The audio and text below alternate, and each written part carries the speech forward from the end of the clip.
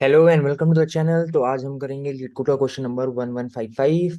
देखते हैं क्या क्या रहा है क्वेश्चन, है ना। क्वेश्चन का नाम है number of dice rolls with target sum. ठीक है।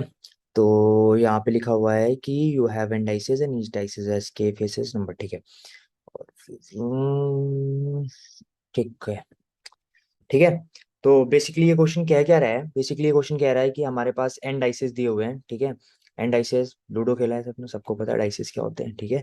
तो एन डाइसेस दे रखा है जिसके के फेस हो सकते हैं। हम लोग ने जो वाला खेला उसमें छह होते थे। ठीक है। 1 2 3 4 5 6 उसमें यही वैल्यूज पॉसिबल थी। ठीक है। तो लेकिन ये वाला अलग है। इस पे दे रखा है कि 1 to K तक हो सकती है। तो मतलब 1 2 3 4 5 6 7 8 कुछ भी हो सकता है, के की वैल्यू पे डिपेंड करेगा। ठीक है।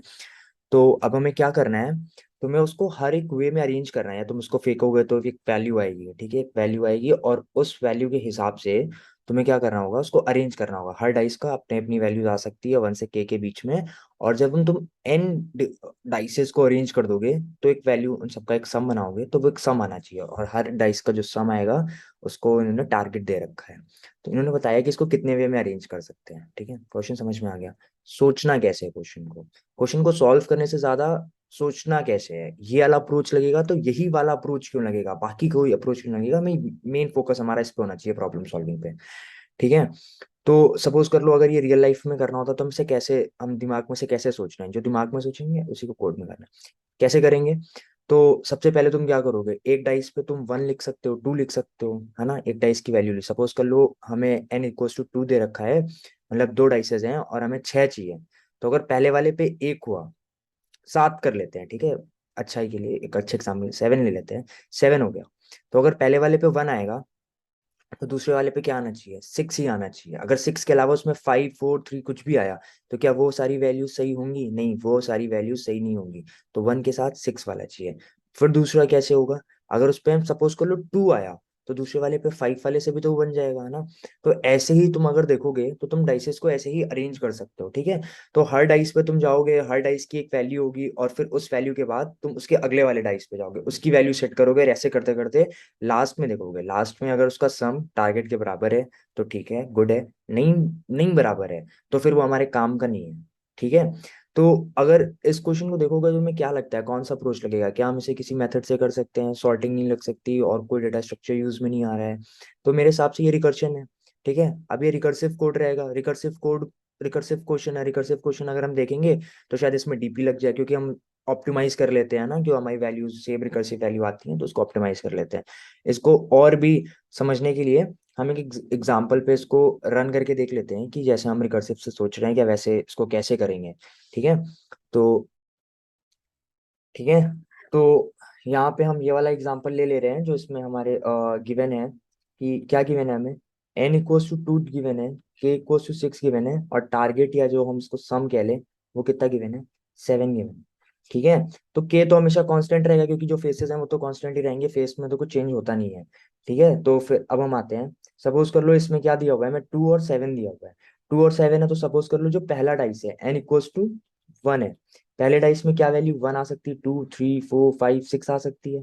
जब ये आएगी तो क्या होगा, तुम्हारे पास एक डाइस कम हो जाएगा, एक डाइस कम हो गया इसलिए यहाँ पे क्या आ गया, 1 आ गया। ठीक है। इसको हम इरेज भी कर देते हैं। तो 1 आ गया, 1 आ गया और इसमें क्या आया, 1 आया इसलिए इसकी वैल्यू क्या हो गई, 6 हो गई। ऐसे ही 2 3 4 5 के लिए भी हमने बनाया। अब हम जब दूसरे डाइस पे जाते हैं, अगर उस पर सपोज कर लो फिर से 1 आएगा तो इसकी वैल्यू क्या बनेगी, 0 5 बनेगी। 0 5 हम यहाँ से वैल्यू सब्ट्रैक्ट कर रहे हैं तो मतलब इसका सम क्या बना होगा, 2 बना होगा। क्या 2 हमें चाहिए था, क्या डिजायर्ड 2 था, नहीं था। ऐसे ही करते हैं तो इसके लिए हमें क्या चाहिए होगा, इसके लिए हमें 6 चाहिए होगा, जो 6 वाला होगा वही तो सही देगा।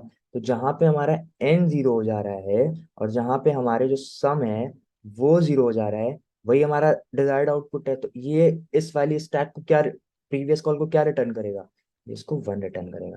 ये सब क्या रिटर्न करेंगे, ये सारे के सारे 0 रिटर्न करेंगे। ठीक है। सारे 0 रिटर्न, और जो इन सबसे भी आएगा, इन सबसे जो भी आउटपुट आएगा उसको हम यहाँ पे ऐड कर देंगे। तो क्या हुआ, यहाँ पे क्या ऐड होगा, सब पे यहाँ से 1 आया, बाकी सबसे 0 आया, तो यहाँ पे क्या हुआ, 1 हो गया। ऐसे ही यहाँ पे जो फिफ्थ वाला होगा जिसपे 5 आएगा वो वाला 1 देगा, ये वाला 1, ये यहाँ पे 3 वाला, यहाँ पे 2 वाला और यहाँ पे 1 वाला, सारे 1 देंगे। अब हम क्या कर रहे हैं, रिकर्शन है। रिकर्शन में क्या होता है कि यही सेम चीज ऊपर वाले के लिए, मतलब ऊपर वाले के लिए ऊपर चली जाएगी, तो ये वाला इसको 1 रिटर्न करेगा, ये वाला इसको 1 रिटर्न करेगा, ये वाला इसको, ये वाला इसको, ये वाला इसको, ये वाला इसको। तो ये सब इसको 1 1 1 1 ऐड करेंगे तो कितना आएगा आंसर इसका? 6 आएगा आंसर। देखो रिकर्शन पहचानने का क्या सबसे सिंपल सा तरीका है, सपोज कर लो अगर n इक्वल्स टू 1 और वैल्यू इक्वल्स टू 6 दी होती है, ये भी तुम्हारे एग्जांपल में दे रखा है, उसके 6 फेसेस होते हैं, तो उसका कौन सा आंसर सही होगा? ये वाला गलत है, ये वाला गलत है, केवल ये वाला सही है। यही चीज, सिंपल सी चीज को बड़े अप्रोच पे, छोटी सी चीज को बड़े अप्रोच पे कर दोगे तो वही रिकर्शन है। या तुम कर दो कि बड़े अप्रोच को छोटे में कन्वर्ट कर दोगे तो बेस कंडीशन निकल आएगी, छोटी चीज को बड़े में कर दोगे तो पूरा क्वेश्चन बन के रिकर्शन तुम्हारा पूरा कंप्लीट हो जाएगा। ठीक है, हमें समझ में आ गया। दूसरी बात, हम इसमें इसको और कैसे सही कर सकते हैं, इसमें हम डीपी लगा देंगे। डीपी कैसे लगाएंगे? एक वैल्यू, वो कोड में ही देखते हैं ना, कोड से ज्यादा अच्छे समझ में आएगा। ठीक है, तो जैसे हमने बात किया था बस एकदम वैसा ही कोड लिखना है। ठीक है, तो हमने क्या किया, हमने एक फंक्शन बना लिया जिसमें सब कुछ प्रोसेस होगा। पब्लिक स्टैटिक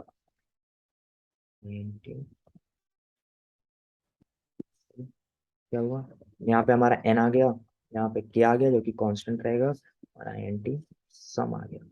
ठीक है, अब क्या है, अब हम क्या कह रहे हैं, सबसे पहले रिकर्शन की स्टॉपेज कंडीशन क्या होती है? If n is equal to 0 और n is less than equal to 0। ठीक है, ये हो गया। अब इसके बाद क्या है, इफ सम, अगर तुम्हारा सम भी 0 है और एन भी 0 है, अगर सम और एन 0 है तो हमें क्या रिटर्न करना था? हमें 1 रिटर्न करना था। एल्स नहीं तो हमें क्या रिटर्न करना है? 0 रिटर्न करना है।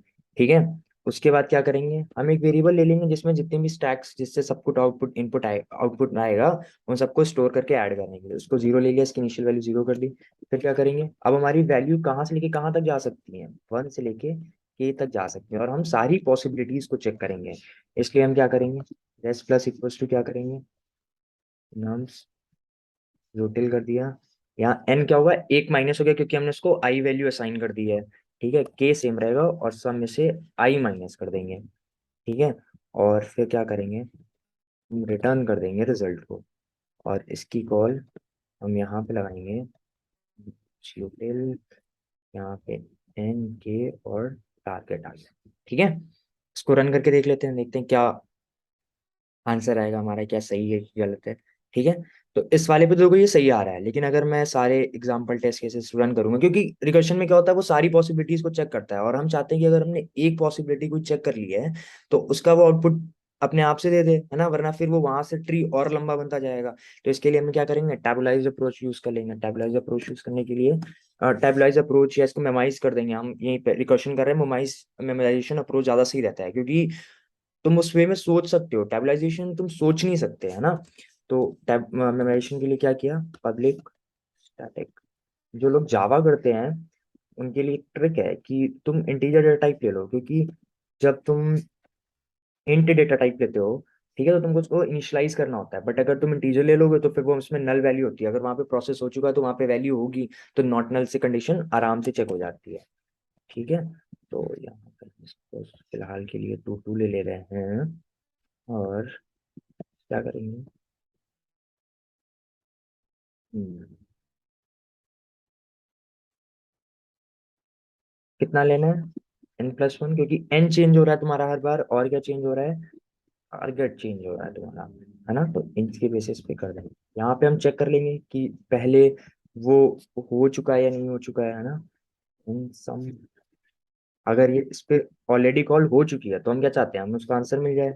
उसके लिए हम क्या कर रहे हैं, हम इसको यहाँ से रिटर्न करते हैं, और क्या कर रहे हैं, हमें इसको स्टोर भी तो करना पड़ेगा ना कभी। तो एन सम में क्या होगा, दूसरी बात यार, या तुम यहाँ देखोगे ना, यहाँ पे लिखा हुआ है रिटर्न इट्स मॉड्यूलो। तो ये मॉड्यूलो कब लिख के आता है, सपोज कर लो जब ऐसा होता है ना कि जहाँ पे एडिशन हो रहा होता है या मल्टीप्लीकेशन होता है, तो होता है वो वैल्यूज ओवरफ्लो हो जाती हैं। ओवरफ्लो क्या मतलब है कि 2 की पावर 31 से ज्यादा हो जाती हैं, इंटीजर टाइप के लिए बोल रहा हूँ।